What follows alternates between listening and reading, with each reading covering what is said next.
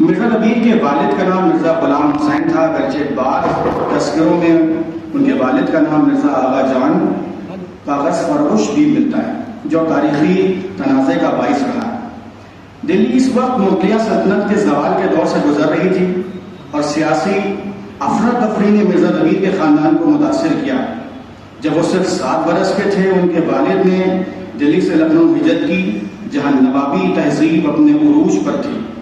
لکھنؤ کا ماحول مرزا نبیل کی شاعری اور علمی ترقی کے لیے زرخیز ثابت ہوا۔ انہوں نے اپنی ابتدائی تعلیم دلی اور لکھنؤ میں حاصل کی، جہاں انہوں نے مولانا غلام زامن، مولانا مرزا کاظم علی اخباری اور ملا مہندی مازندرانی جیسے اساتذہ سے صرف و نحو، معنی و بیان، منطق، فلسفہ، تفسیر، حدیث، فقہ اور اصول کی تعلیم حاصل کی۔ یہ تعلیم ان کی شاعری میں علمی گہرائی اور استدلال کی بنیاد بنی۔ ادبی سفر کا آغاز۔ مرزا نبیل نے بچپن سے ہی مرثیہ گوئی کا شوق پیدا کیا۔ انہوں نے 11 برس کی عمر میں مرثیہ لکھنا شروع کر دیا تھا، جو محرم کی مجلس میں پڑھے جاتے تھے۔ ان کے ابتدائی مرثیوں میں جذباتی شدت اور زبان کی سادگی نمایاں تھی۔ انہوں نے مشہور مرثیہ نگار میر مظفر حسین ضمیر سے شاعری کی تربیت حاصل کی، جنہوں نے ان کے فن کو نکھارنے میں اہم کردار ادا کیا۔ لکھنؤ پہنچنے کے بعد مرزا نبیل کو میر انیس جیسے عظیم مرثیہ گو کی رفاقت نصیب ہوئی،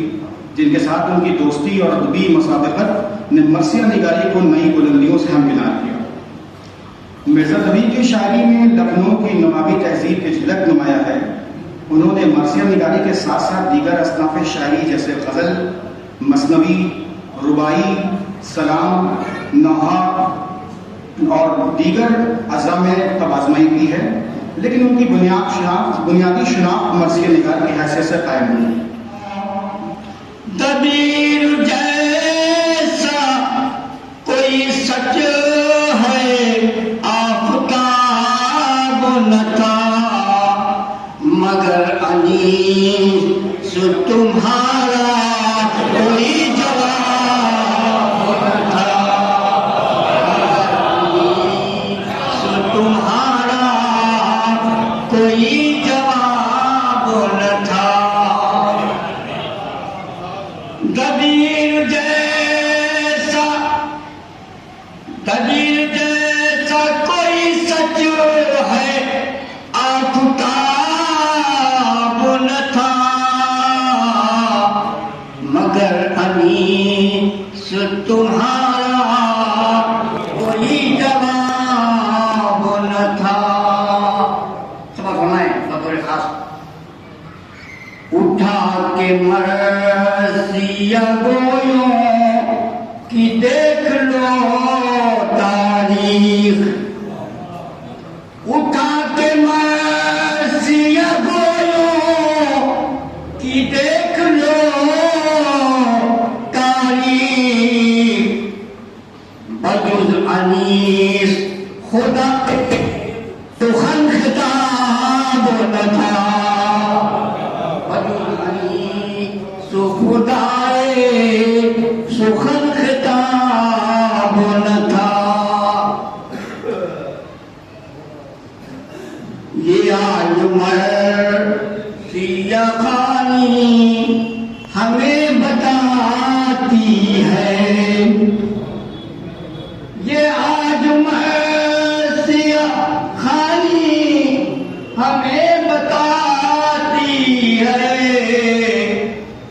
زبان سہیلوں میں ان کا کوئی جواب نہ تھا، زبان سہیلوں میں ان کا کوئی جواب نہ تھا۔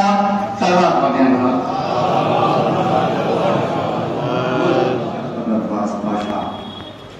یقیناً اپنے آپ میں انسانیت کے ایک ایسے ہمنوا ہیں جو صرف زبان اور قول کے رواج سے نہیں ہے، عملی طور پر بھی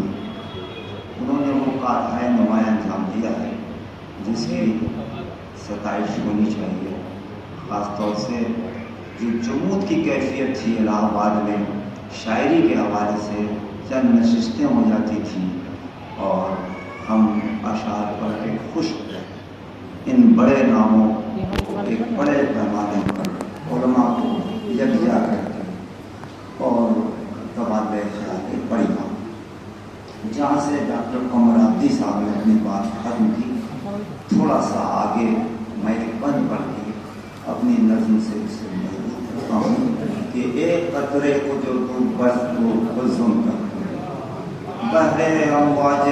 فصاحت میں تلاقل کر ماں کو مہر کروں ذرے کو انجم کر گم کو ماہر انداز تکلم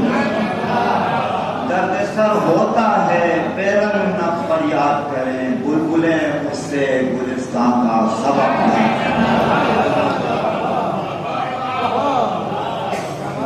بلبلیں مجھ سے گلستان کا سبق بلبلیں نازا ہوئی ایسے سخنور پر یقیناً بلبلیں نازا ہوئی ایسے سخنور پر ستارے مدھ کے زہرا ستارے مدھ کے ڈھونڈے ہے جو زہرا تیرے در پر ستارے مدھ کے ڈھونڈے ہے جو زہرا تیرے در پر یقیناً بلبلیں نازا ہوئی ایسے سخنور پر ملا بھائی انہیں نے فرمایا کہ ہم آسمان سے لائے ہیں ان زمینوں ملا بھائی کہ زمین بنجر تھی جس کو چہ کے آغوش سے لایا زمین بنجر تھی جس کو چہ کے آغوش سے لایا سخن کی اب بہاریں کیوں نہ ہو نازا گلے تر پر زمین بنجر تھی جس کو چہ کے آغوش سے لایا سخن کی اب بہاریں کیوں نہ ہو نازا گلے تر پر وہ صنف مرثیہ گوئی جسے سب عیب سمجھے تھے وہ صنف مرثیہ گوئی جسے سب عیب سمجھے تھے کہ اب یہ صنف بھی نازا ہوئی اپنے مقدر پر کہ اب یہ صنف بھی نازا ہوئی اپنے مقدر پر اللہ میں پیش کرتا ہوں کہ انیس خوش بیاں تیرے سخن سے خوش فرزدق ہیں دبیر خوش بیاں تیرے سخن سے خوش فرزدق ہیں لکھے ہیں شعر تو نے اس طرح آل پیغمبر پر لکھے ہیں شعر تو نے اس طرح آل پیغمبر پر میں جہاں مرثیہ کوئی کو عیب سمجھا جاتا تھا وہیں پہ کچھ مفکرین شاعروں پر بھی نشانہ ساتھتے رہے وہ اس طرح سے کہ اجالے کے لیے جس کی نظر ہے ماہ و اختر پر بلندی ناز کرتی ہے یقیناً اس کے تیور پر خیالوں کی جو دنیا میں مسلسل بھائی رونق صاحب بلا رہے رونق صاحب خیالوں کی جو دنیا پر مسلسل خیالوں کی جو دنیا میں مسلسل سیر کرتا ہے زمین پر ہو قدم جس کے نظر ہو ماہ و اختر دیجیے گا مقام یہاں سے آپ لیں گے مقام سب ہے کیا منزل خودی کیا ہے کوئی حسین سے پوچھے کہ زندگی کیا ہے مقام سب ہے کیا سلام کرتے ہیں تو مقام سب ہے کیا منزل خودی کیا ہے کوئی حسین سے پوچھے کہ زندگی کیا ہے ابھی آپ کے لیے ہے ادھر بہشت ہے ادھر بہشت ہے اشک غم حسین ادھر ادھر بہشت ہے اشک غم حسین ادھر بتائے حضرت زہرا کے قیمتی کیا ہے بتائے حضرت زہرا کے قیمتی کیا ہے جو کل اکیلا تھا آج کائنات ہے اس کی زمانہ دیکھ لے احساس بے کسی کیا ہے آخری شعر اور یہ شعر گھر تک لے کے جائیے گا پیغمبروں کی قطار حسین سے سب سے چھوٹا ننھا مجاہد، پیغمبروں کی قطاریں حسین سے بولی، تمہارے لال کا ہنسنا ہمارے کام۔ بہت بہت شکریہ۔ فرماتے ہیں یہ مکالمہ ہے، اور جیسا ابھی جابر صاحب نے عرض کیا کہ ہندوستانی تہذیب اس کے اندر کیسی رچی بسی ہے۔ آپ دیکھیے گا ایک شاعر اپنے سماج کو جی رہا ہے، اپنے سماج کو اپنے شاعری میں پیش کر رہا ہے۔ آپ دیکھیے گا پوری ہندوستانی تہذیب اس کے اندر، پورے رسم و رواج اس کے اندر ہیں، لیکن مرثیے کا پورا رسائیت کا پورا جز ہے، آنکھ سے آنسو نکلے بغیر نہیں رہ سکتے۔ انیس صاحب فرماتے ہیں، ملازہ فرمائیں کہ رخساروں پہ سبزے کے نکلنے کے میں صدقے، کہ رخساروں پہ بھائی سے بہن کا مکالمہ ہے کہ رخساروں پہ سبزے کے نکلنے کے میں صدقے، تلوار لیے شان سے چلنے کے میں صدقے، اور افسوس سے ان ہاتھوں کو ملنے کے میں صدقے، اور کیوں روتے ہو اشک آنکھوں سے ڈھلنے کے میں صدقے، اور جگ آن کے بھینا کی خبر لیجیو بھائی، کہ جگ آن کے بھینا کی خبر لیجیو بھائی، بے میرے کہیں بیاہ نہ کر لیجیو بھائی، کہ بے میرے، اب یہ دوسرا بند بطور خاص تہذیب کے حوالے سے مرادہ فرمائیں کہ بے میرے کہیں بیاہ نہ کر لیجیو بھائی، اور لکھنا مجھے نسبت کا اگر ہو کہیں سامان، حقدار ہوں میں نیکی، نیک جو ہے وہ ہندوستانی تہذیب ہے کہ حقدار ہوں میں نیکی، میرا بھی رہے دھیان، اور مر گئی پیچھے تو رہے دل میں صبر ماں، لے آنا دلہن کو میری قربت پہ میں قربان، بیت لگا ہو کہ لے آنا دلہن کو میری قربت پہ میں قربان، اور خوشنود میری روح کو کر دیجیو بھائی، حق نیک کا تم قبر پہ رکھ دیجیو بھائی، کہ حق نیک کا تم قبر پہ رکھ دیجیو بھائی۔ آپ دیکھ رہے ہیں یہ نیک اور یہ خواہش اور یہ کس طرح کے ہندوستانی تہذیب کو کیا بھرپور کیا ہے، حق نیک کا تم قبر پہ رکھ دیجیو بھائی۔ قدر محترم، اتنی دو عظیم شخصیات جن کو انیس اور ضمیر کہا جاتا ہے، ان پر گفتگو کرنے کے واسطے انہی لوگوں کو حق بنتا ہے جنہوں نے واقعاً اردو پڑھا، ورنہ اردو پڑھ لینا اور اردو لکھ لینا یہ عوامی زبان ہے، ادبی زبان نہیں ہے۔ بس بدنا ایک جملہ کہہ کر کے اپنی بات کو تمام کرنا چاہتا ہوں کہ دنیا والوں نے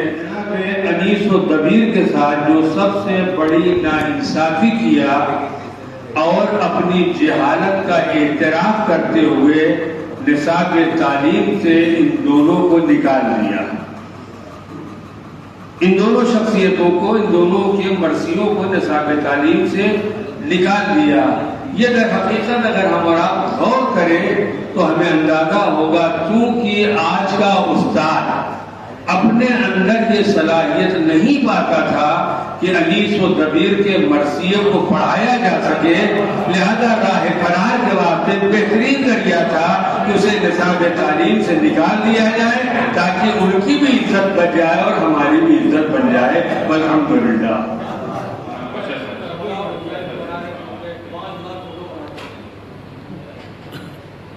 جناب ونے دوبے صاحب، میری دعا ہے، ہم سب کی دعا ہے کہ پروردگار ان کی توفیقات میں اضافہ فرمائے اور ان کے جذبے کو پوری کرے۔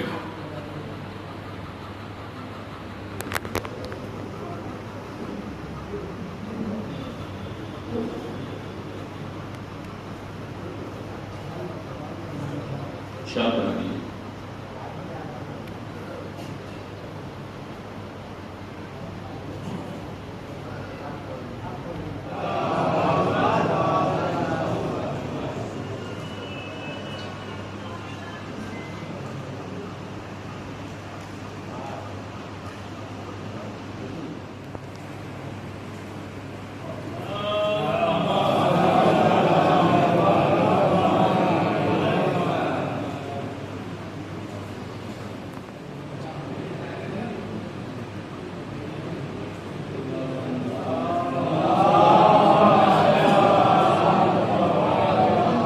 رضا صاحب.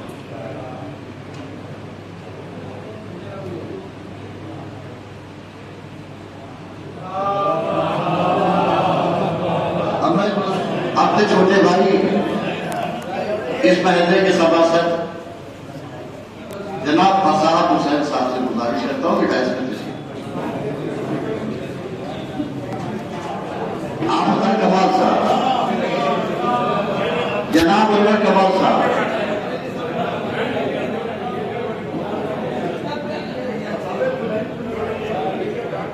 جناب بابر ظہیر صاحب، جناب بابر ظہیر صاحب میری آواز سماعت فرما رہے ہیں.